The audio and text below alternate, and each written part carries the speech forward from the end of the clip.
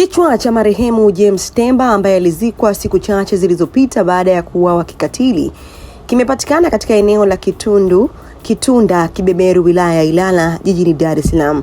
Taarifa hiyo imethibitishwa na baba mzazi wa marehemu Mzee Temba ambaye amesema walipokea taarifa za awali kutoka jeshi la polisi kuhusu kupatikana kwa sehemu hiyo ya mwili wa mwanawe. Mzee Temba amesema kuwa baada ya kukamilika kwa taratibu za kiupelelezi zinazofanywa na jeshi la polisi, familia itafanya maandalizi ya kuhifadhi kichwa hicho karibu na sehemu ulipozikwa mwili wa marehemu.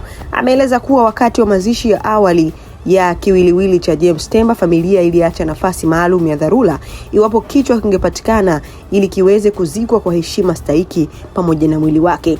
Aidha, Mzee Temba amelishukuru jeshi la polisi kwa juhudi za ufuatiliaji zilizosaidia kupatikana kwa kichwa hicho. Pia ametoa shukrani kwa ndugu jamaa na marafiki wa Tanzania pamoja na waandishi wa habari kwa kuendelea kuwa pamoja na familia yake katika kipindi chote kigumu cha maombolezo ya kifo cha mwanae. Global TV wamefanya mahojiano maalum, naomba uyasikilize hapa.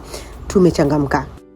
Jeshi la polisi wanaendelea na taratibu hizo, wanaendelea na taratibu hizo kutafuta kichwa hicho, na nafikiri wamefikia hatua nzuri. Kwa hiyo mimi mwenyewe bado niko Moshi, lakini nategemea kuondoka. Ukisema wamefikia hatua nzuri una maana gani? Unajua kama hawajamaliza kazi yao si vizuri sana kuongea mambo yao ya polisi. Ndio. Lakini kwa taarifa za tetesi za awali waliniambia kwamba wamekipata. Okay. Na walikodokeza kwamba wamekipata wapi? Maeneo ya Kitunda Kibeberu. Ndipo ambapo kilipatikana hicho kichwa. Kilichopatikana huko. Na wakati taratibu nyingine zinaendelea, maana ya kwamba msiba utafungwa tena kuhakikisha kwamba mnakwenda kupumzisha kichwa cha marehemu James Temba.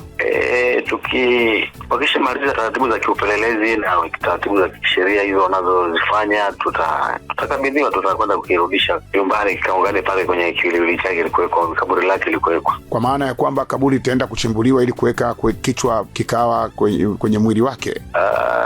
Wale waliojengea nafikiri kuna sehemu waliacha kwenye dharura kwa sababu ya tulitegemea kwamba kitapatikana. Ndio. Tulikuwa tumewaza kwamba kikipatikana tukiwa tumeshamwaga zege kote itakuwaje, lakini tuliacha sehemu kama ya dharura. Ndio.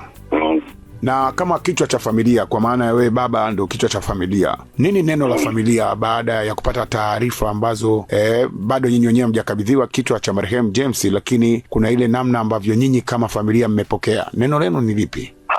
Sisi kwanza tunawashukuru ndugu jamaa na marafiki kwa kushirikiana nasi toka mwanzo tulipopata taarifa hizi mbaya za kifo cha kijana wetu, kwa sababu ni watu wengi walitukimbilia kutoka sehemu mbalimbali. Ndio. Na tuliposikia taarifa kupatikana hicho kichwa pia tumefarijika, maana tumeona unawaza mtoto amezikwa hana kichwa, unakuwa na mawazo ambayo ni tofauti zaidi. Pamoja na kwamba ushapata hasara ya mtoto, lakini na ufungu zaidi wa kukotelea mtoto kuzikwa bila kichwa. Lakini kwa juhudi za jeshi la polisi na kuweza kufanikisha hilo jambo, ni kwamba tunawashukuru kwa juhudi zao, lakini pia tunawashukuru hata waandishi habari kwa taarifa zao mbalimbali ambazo zimesaidia watu wengi kupata taarifa. Ndio.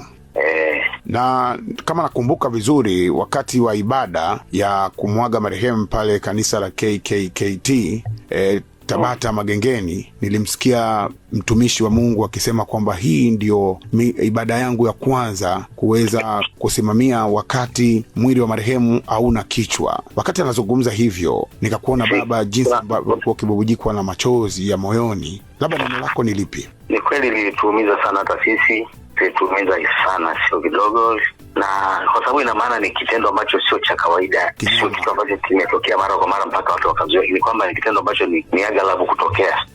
Nikasema ndio hivyo, yani mengine yako nje ya uwezo, unafanyaje zaidi ya kulipokea. Sawa. Na mnatarajia lini sasa kufanya 40?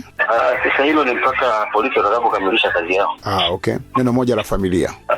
Neno moja ni kwamba sisi tunazidi kuomba maombi yao watu, ndugu jamaa na marafiki, kwa sababu ni jambo ambalo limetuumiza sana. Ndio. Endelea kutuweka katika maombi, lakini pia tunaendelea kuwashukuru kwa kushirikiana nasi muda wote tuliokuwa na matatizo haya. Basi nikutakie siku njema na Mwenyezi Mungu aendelee kukupa nguvu, na wakati tukisubiri jeshi la polisi kuendelea na kazi yao na kukamilisha upelelezi wao. Amina. Asante sana. Asante sana.